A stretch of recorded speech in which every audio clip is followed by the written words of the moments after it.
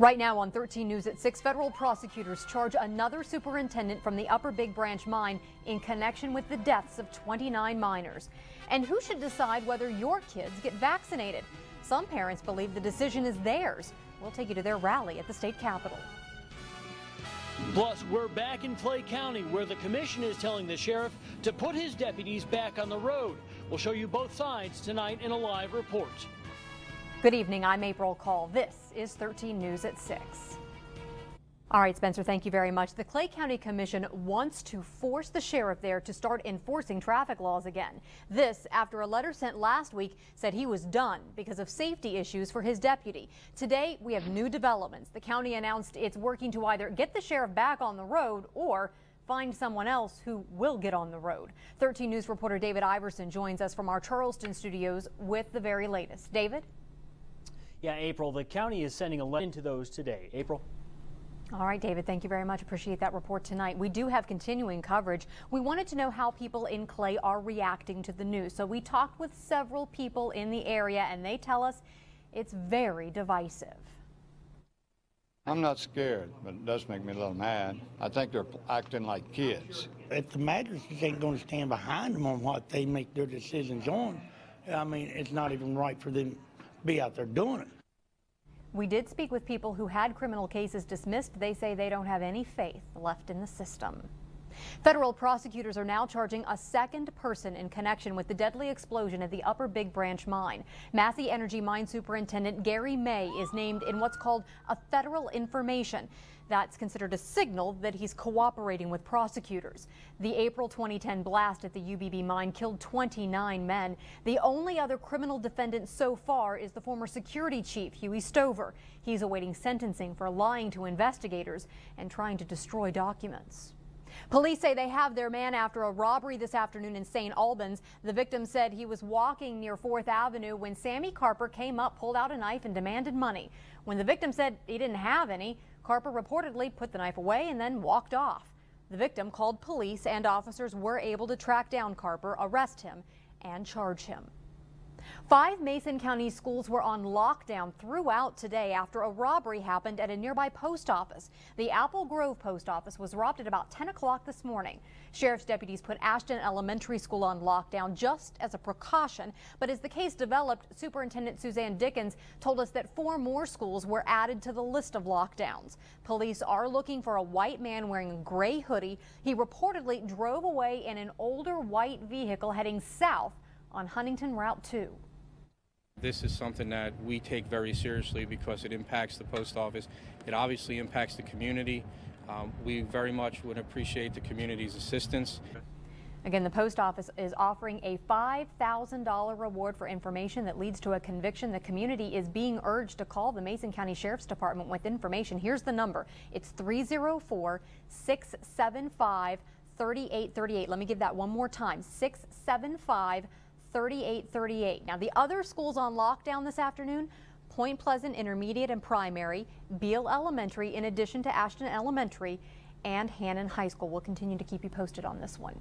Meanwhile, police are also looking for a suspect in that Husson's Pizza robbery in Huntington. The suspect there, described as a white man about 6 feet 10 inches tall, 5'10" rather, 5'10". He was wearing a gray hoodie, a blue mask, blue jeans at the time last night.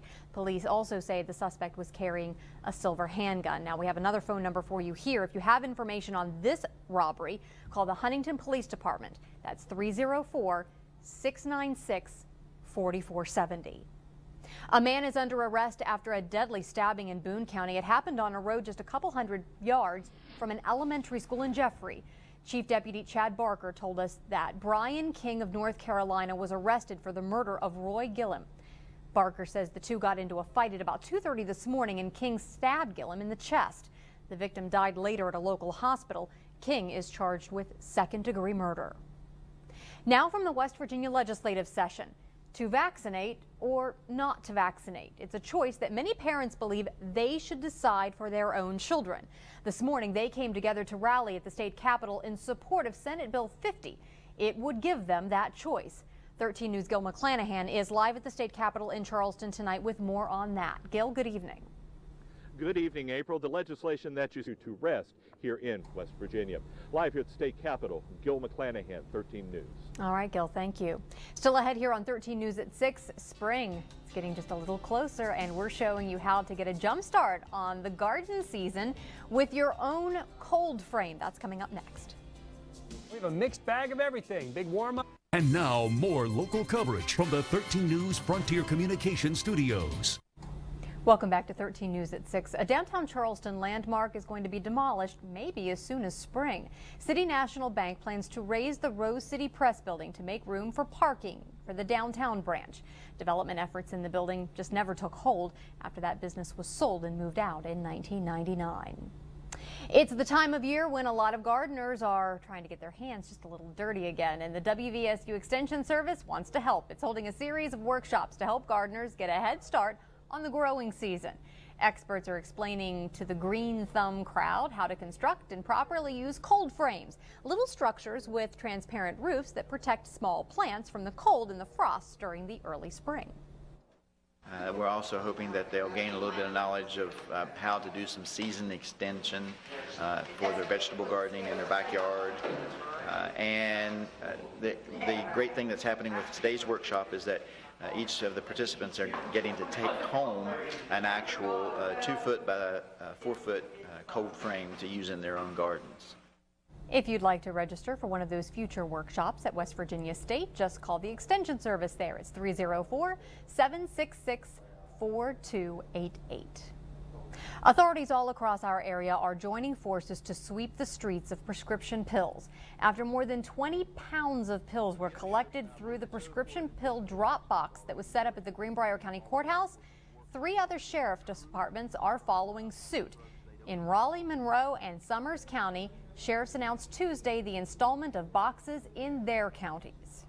It's highly important.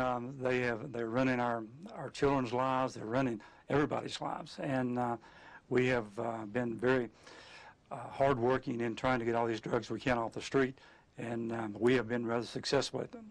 We busted a meth lab about a month ago, so we're working hard at it. But this war on drugs is hurting all of us. It's hurting all 4 sheriffs here as well as across the state. Our youth are getting hooked on these drugs, and you know, we got over $6,000 worth of Opanas in our box this month. We'll keep checking, but so far no word if more drop boxes could be set up in additional counties. Still ahead tonight on 13 News at 7, a terrible scare for some parents in Wyoming County.